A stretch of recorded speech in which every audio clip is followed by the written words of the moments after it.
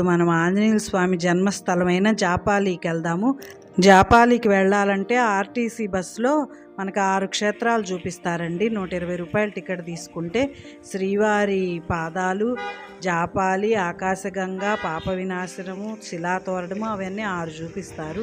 సరే అవన్నీ ఇప్పుడు తిరిగే ఓపిక లేదు అని అనుకుంటే జాపాలి వరకు అయితే 30 రూపాయలు తీసుకొని మనల్ని అక్కడ వదిలిపెడతారండి. లేదు ఒక 4-5 కనుకుంటే అక్కడ కార్లు జీబులు కూడా తిరుగుతాయండి. 150 తీసుకొని అన్నీ చూపించి తీసుకొచ్చి మనల్ని మళ్ళీ తిరుమలలో వదిలిపెడతారు. అయితే ఆంజనేయ స్వామి గుడికి వెళ్ళటానికి ముందు మనం 1 కిలోమీటర్ నడవాలండి. అయితే ఆ కిలోమీటర్ నడుస్తున్నంతసేపు కూడా చుట్టూ పచ్చటి చెట్లు, మనం ఏ కేరళలోనో ఉన్నాము అన్నట్లు అనిపించిద్దండి. మనం ఇంత చక్కటి ప్లేస్ ఇప్పుడు దాకా చూడలేదా, భలే మిస్ అయిపోయే వాళ్ళమే. మన తిరుపతిలోనే ఇంత మంచి ప్లేస్ ఉందా అని అనుకుంటాం మనము. గుడి దగ్గరికి వెళ్ళేలోపు అంత బాగుంటుంది చూడటానికి అక్కడ ప్రదేశము.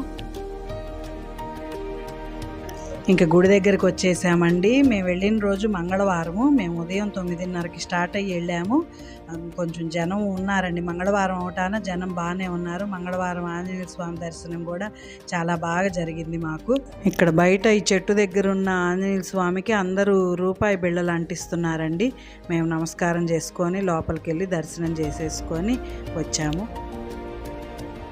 వెళ్ళేటప్పుడు 30 రూపాయలు ఇచ్చి ఆర్టీసీ బస్సులో వెళ్ళాము, కానీ వచ్చేటప్పుడు ఈ వ్యాన్లో వచ్చేసామండి. ఎందుకంటే మళ్ళీ బస్సు వచ్చేదాకా వెయిట్ చేయడానికి మేము తొందరగా కిందకి దిగి అరుణాచలం వెళ్ళాలి ఈరోజే. అందుకోసం అని చెప్పి వ్యాన్ అయితే 50 రూపాయలు తీసుకున్నారండి మళ్ళీ తిరుమల చేరుకోవటానికి. ఇప్పటి వరకు జాపాలి చూడని వాళ్ళైతే ఈసారి తిరుమల వెళ్ళినప్పుడు మాత్రం కంపల్సరీగా చూడండి. మీరు లైఫ్లో మంచి ఎక్స్పీరియన్స్ చేసినట్లు అనిపిస్తుంది. చూసిన వాళ్ళు మేము జాపాలి చూసాము అని చెప్పి కామెంట్ చేయండి. నాకు కూడా కొంచెం వీడియోలకి ఎంకరేజ్ చేసినట్లు అవుతుంది.